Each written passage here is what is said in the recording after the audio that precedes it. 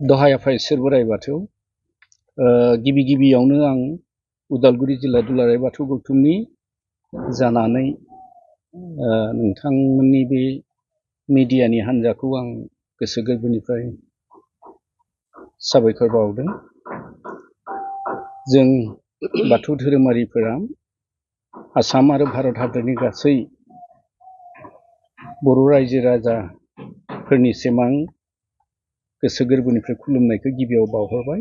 दिनै गोनांथार आरो एंगार हायै इसुखौ लानानै उदालगुरि जिल्ला दुलाराय बाथौ गौथुमनिफ्राय खौरां मेल लानो गोनां जाबाय आरो दिनैनि बे खौरां मेलाव जोंनि उदालगुरि जिल्ला दुलाराय बाथौ गौथुमनि लेङाइ आफादगिरि, बोसोनगिरि, माइनाव आफादनि आफादगिरि नेहाथारि, लाइमोन आफादनि बिबानगिरि गासैबो दिनैनि बे खौरां मेलाव बाहागो लादों। खौरां मेल लानायनि गुबै जाहोनानो जादों बर' थुनलाइ आफादनि 64थि बोसोरारि जथुम्मानि थि खालामनाय खालारखौ लानानै। जों बयबो मिथिगौ आसाम सरकारा मागो दाननि नैथि मंगलबार सानखौ बाथौ सिबियारिफोरा आबुङै फालिनो हानायनि थाखाय स्टेट हलिडे महरै फोसावबाय। बै समनिफ्रायनो बाथौ सिबियारिफोरा गोथार बाथौ सानखौ गाजा गोमजायै फालिबोदों।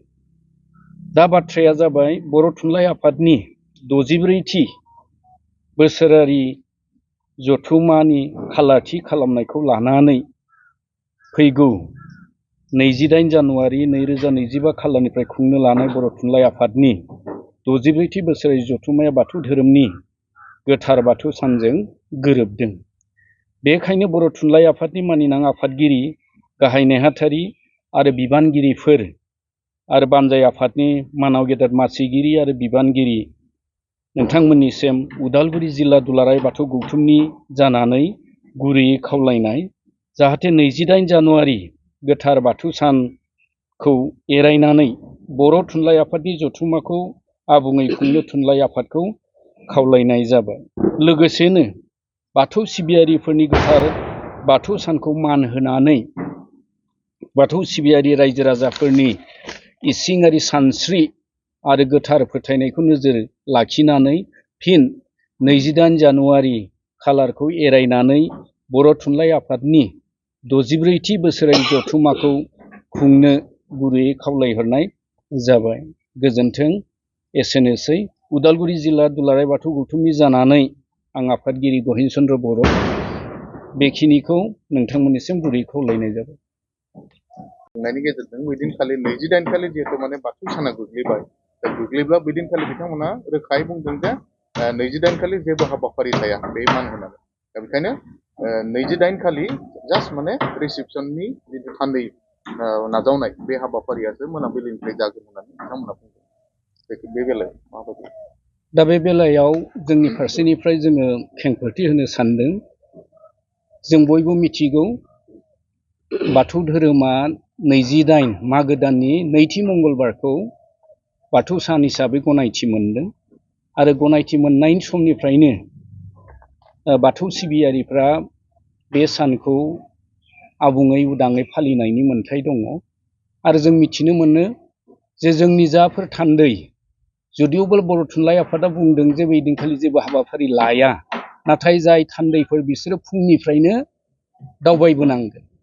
गोजान गोजाननि जिल्लानि थान्दैफोरा फुंनिफ्रायनो दावबायबोनांगोन, बिसोरो मोनाबिलियाव सफैगोन। गतिके बिथांमोना बै हाबाफारिनिफ्राय जोंनि बिबानगिरि जायफोर बर' थुनलाइ आफादाव दङ बिसोर हाबाफारिनिफ्राय जानगार जानो गोनां जागोन। जों बयबो मिथिगौ माने बर' थुनलाइ आफादाव 70% बाथौआरि गोजाखा, माने अनजिमा गोबांखा।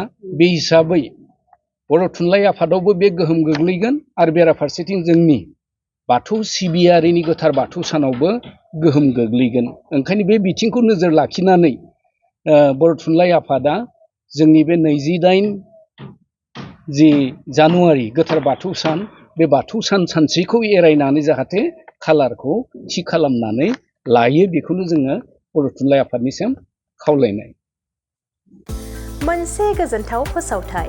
क'क्राझार सोहोराव गोदानै बेखेवदों क्रिमसन क्लाब मुंनि गंसे गोदान जिनि गला। क'क्राझार सहरनि बिशाल मार्केटनि साहा जेडि रडनि साखाथियाव थानाय इउएस पल' प्युमा किलार ब्रेन्ड गलानि साखाथियाव गोदानै बेखेवदों क्रिमसन क्लाब मुंनि गलाखौ। हौवा हिन्जाव आरो गथ'साफोरनि थाखाय बायदि बायदि रोखोमनि गानग्रा जोमग्राफोरखौ नोंथांमोना क्रिमसन क्लाबाव मोननो हागोन। मख'नो गोनांदि गोदानै बेखेवनाय जिनि गलायाव हौवा हिन्जाव आरो गथ'साफोरनि गानग्रा जोमग्रा जेरै लंपेन्ट, शार्ट, टि शार्ट, टपि बायदि बायदि जि जोम बायोब्ला नोंथांमोनहा मोननो हागोन डिस्काउन्टजों लोगोसे अफार। गोबाव खालामाजासे खनसे भिजिट खालामदो क'क्राझार सोहोराव गोदानै बेखेवनाय क्रिमसन क्लाब जिनि गलायाव। लोगोसे नोंथांजों गोरोबनाय समायना रमायना गानग्रा जोमग्राफोरखौ लानानै थांनो हागोन क्रिमसन क्लाब गलानिफ्राय। खुलुमबाय क'क्राझार। मैं एरिया बीएम हूँ। क्रिमसन क्लब स्टोर हमारा ओपन हुआ है कोकराझार में। 26 नंबर EVS स्टोर है। तो हमारे यहाँ पे मेंस, वोमेंस, किड्स 3 सेक्शन मिलेगा। ये आपका कोकराझार में JD road, Boro Bhatarmari Kokrajhar JD road में है, नियर पूमा विशाल वो सब स्टोर के पास में है। तो हमारा यहाँ पे क्रिमसन क्लब में ऑफ़र चल रहा है। आप लाइक लेडीज़ का अगर कुछ डेनिम परचेज करेंगे तो 4000 में डेनिम आपको 2 मिल जाएगा। अगर मेंस का डेनिम कुछ भी अगर 2 परचेज करें 4500 में मेंस का डेनिम मिल जाएगा। बाकी 3999 से ऊपर अगर शॉपिंग करें 500 डिस्काउंट है। 6999 से ऊपर अगर शॉपिंग करें मतलब 7000 से परचेज करने पे 1000 रुपीज़ ऑफ है। 10,999 मतलब आपका 11,000 शॉपिंग करने से आपको 2000 डिस्काउंट इंस्टेंटली मिलेगा जो आपका बिल में डेबिट हो जाएगा। तो आप लोग आइए यहाँ पे शॉपिंग करने के लिए। नियर विशाल है तो बोरा भतरमारी जेडी रोड।